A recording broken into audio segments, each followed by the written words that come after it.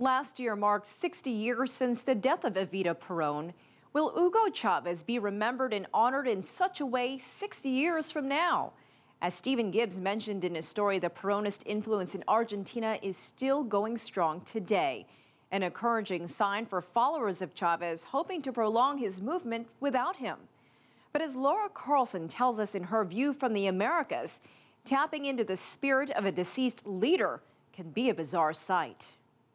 There's little doubt about the outcome of today's special elections in Venezuela, but that hasn't kept it from being one of the major political events of the year, not just in Venezuela, but throughout the hemisphere.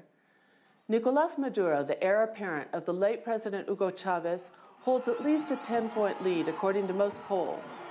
Enrique Capriles, the conservative opponent, has turned out large crowds at rallies, but it's not likely he'll be able to close the gap.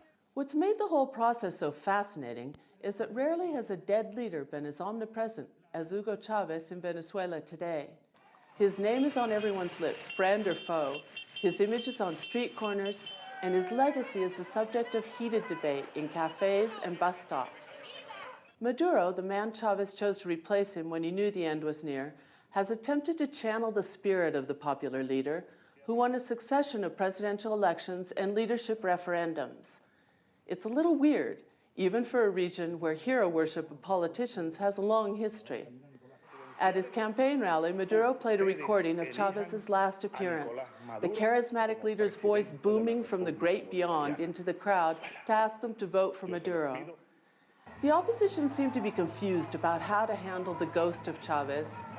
On the one hand, the Capriles team continued to criticize the late president, and on the other, it sought to separate Maduro from Chavez in a bid to lower his popularity. Capriles has complained about alleged use of public resources in the Maduro campaign and social programs as bribes. And contrary to his attitude in the fall elections when he conceded to Chavez, this time around, Capriles refused to sign an agreement between all the major parties to respect the results of the elections. Today's vote gave Venezuelans a chance to choose between two very different visions for their future.